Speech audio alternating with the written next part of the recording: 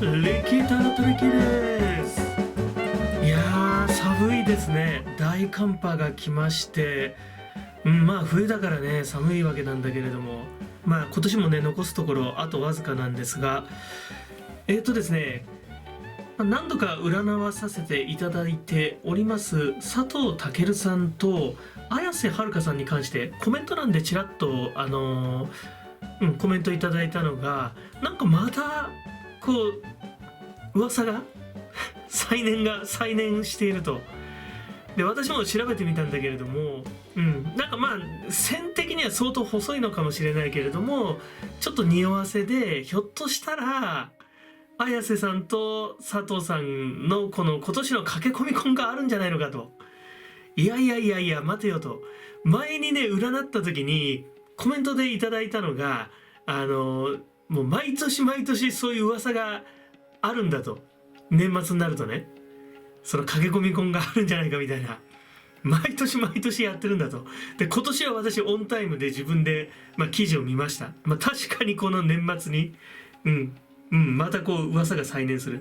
でなんだっけ、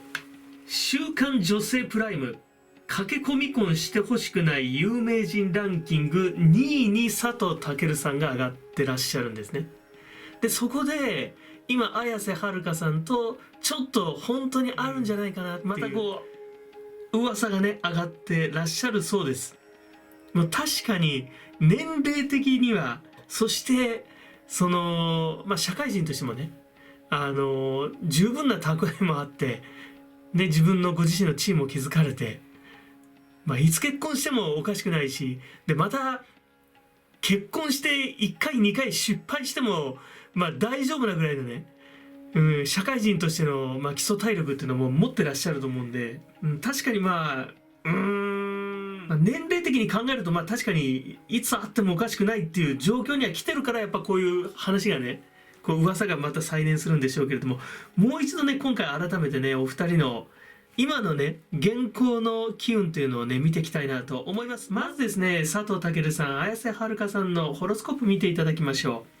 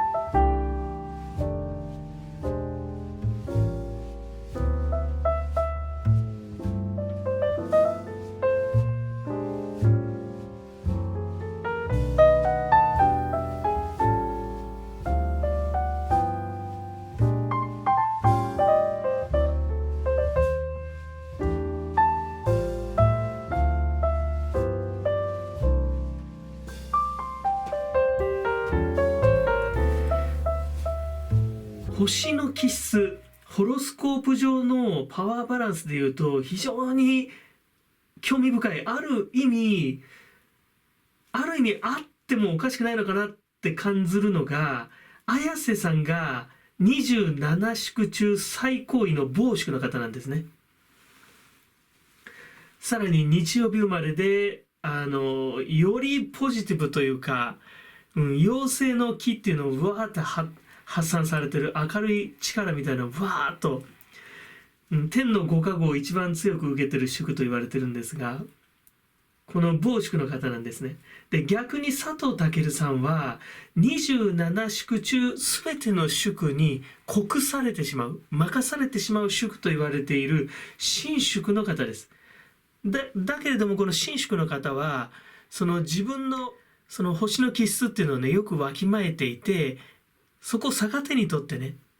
重欲豪を制すで全ての自分以外のね全ての26宿の人たちとうまく相手の懐に入ってうまくやることができる。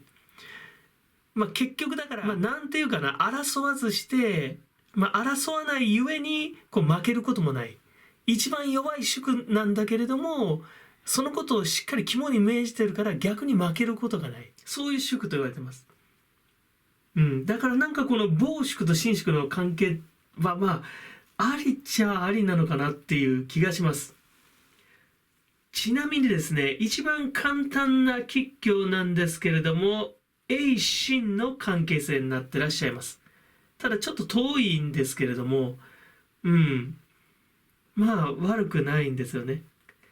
そしてですね、綾瀬さんのホロスコープ上、佐藤さんは鬼門夫妻に入ってらっしゃいます。逆にですね、佐藤さんのホロスコープ上、綾瀬さんは開門在伯位1、そして閉門兄弟3に入ってらっしゃいます。で、またですね、佐藤さんが、今現在破門シーズンに入ってらっしゃるんですね。ですが来年年明けて春には出られます。4月から運気が上昇傾向を見せますので、年内結婚っていうのはどうかなとは思うんだけれども、ただ気持ちの持ちようとしてはちょっとフライングして年内っていうのもありなのかなという気はします。逆に綾瀬さんはですね、来年から正門病薬医の方に入ってかれますね。病薬医っていうのはあまり良くないゾーンなんですけれども、正門を携えております。少しなんとなく憂鬱かなというような、そんな機運の中に入っていかれますね。さて、では改めましてお二人の今の機運、果たして駆け込み婚あるのかっていうのね、タロットで見ていきたいなと思います。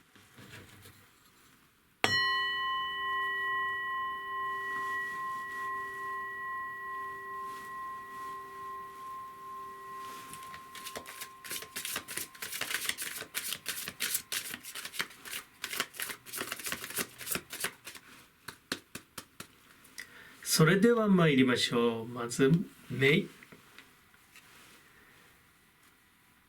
いきなりいいの来たね。カップのエース、そして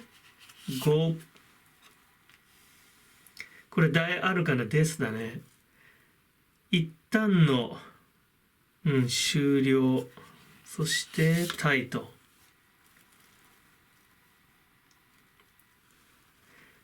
ソードの2が来てますけど、どうなんだろうね。くっついたり離れたりくっついたり離れたりみたいな感じなのかなという感じもしますね。これ5の山と捉えまして、裏打ちの名号対ドン。大アルカナの14、節制だよね。バランスとかフュージョン、何か、技巧的に何か融合させていくといったような。そして5、フーリッシュ。また大アルカナ、愚者が出ましたね。バカになれっていうやつだ。そしてタイト。5の方はソードの2が出ましたけど、今度カップの2が来ましたね。これは恋人たちですが、このロマンシングタロットだとちょっとなんとなくすれた感じはするかもしれませんね。何か水がちょっと溢れ出ちゃってる、こぼれちゃってるよっていうのが、これもそうなんだけれどちょっと感じますけれども、綾瀬さんの方がね先輩なんですもんね。38で佐藤健さんが34歳かな。だからやっぱこの見るとくっついたり離れたりとかしてるのかなって微妙な距離感で何かバランス保ちながらみたいなね。そしてドン。来たね、またマジシャン。佐藤さん見るときにこのマジシャンよく出てくるけど、また大アルカナ結構来てるね。この2つ。